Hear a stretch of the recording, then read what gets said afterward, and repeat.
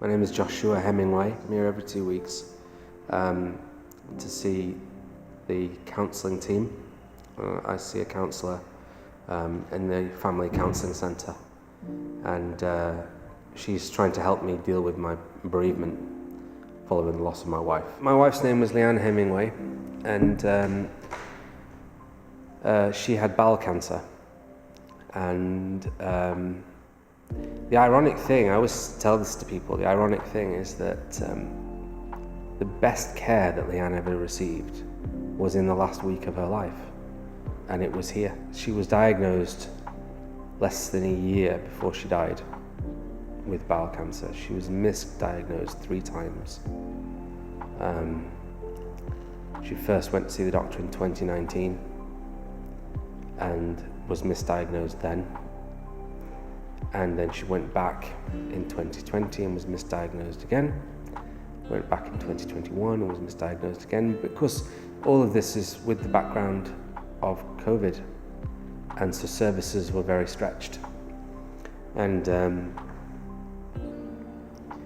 treatments did work for her specific symptoms in the short term, but then they would always come back, the symptoms would always come back. And we found out on the 26th of September 2021 that she had bowel cancer.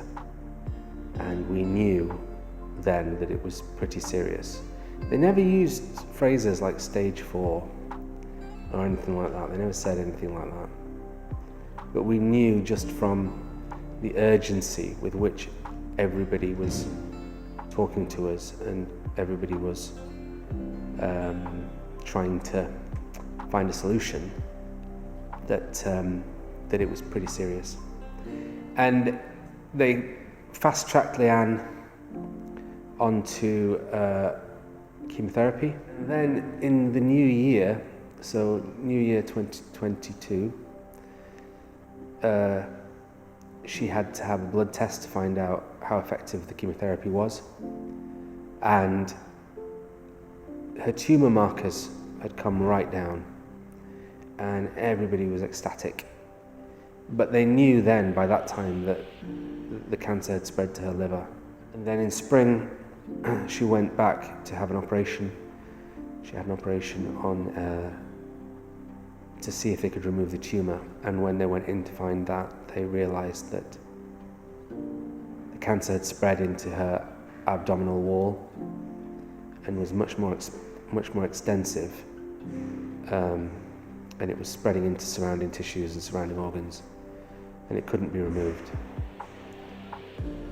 And they told us at the same time that her liver was inoperable and they wouldn't be able to remove any of that, and therefore that there was no answer, that we couldn't have, that there was not going to be a cure. Right away we got some support from the Kirkwood. Kirkwood came to see us,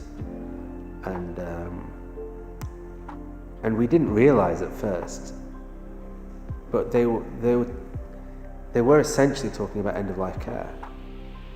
But we knew when they came to see us that it wasn't just about end-of-life care. It was much more than that. It was, they could help us with medication. They could see us anytime we needed to be seen. There was a 24-hour helpline that we could call up and talk to them about anything. And so, right from the get-go, we knew that there was a much more holistic approach from the Kirkwood, that it was kind of like a safety net. In mid-August 2022, she started to go downhill, and the Kirkwood said, well, bring her here because there's a bed available.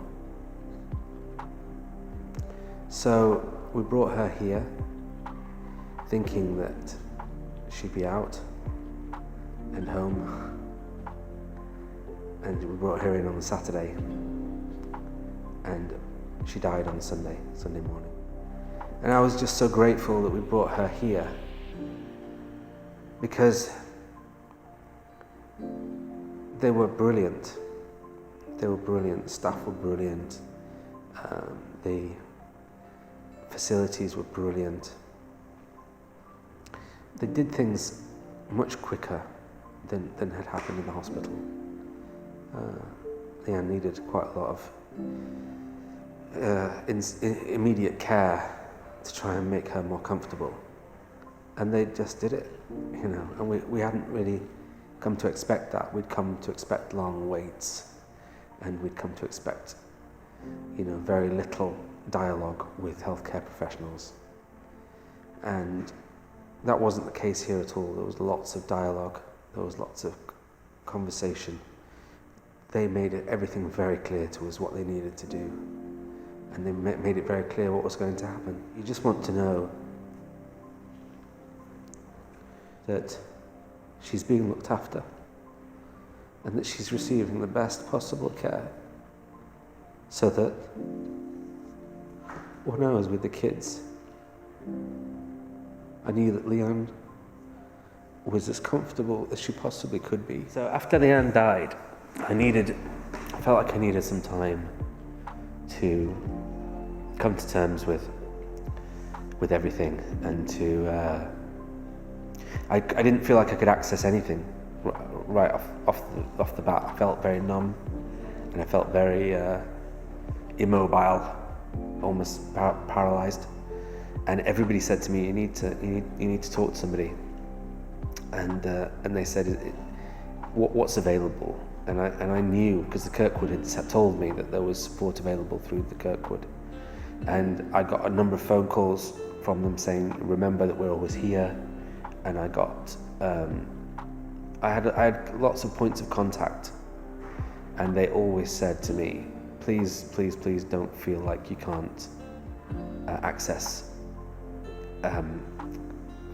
our bereavement support services. You must feel like you can." And I went to see them, and it's the best decision I've ever made regarding this journey, because it is absolutely the bereavement support is absolutely essential. It's been absolutely essential for me as a dad, to get a kind of handle on my own grief, and to feel like I'm moving forward, and to feel like I have strategies for just daily life. The Kirkwood means a new start at life, and a new start for me and my family.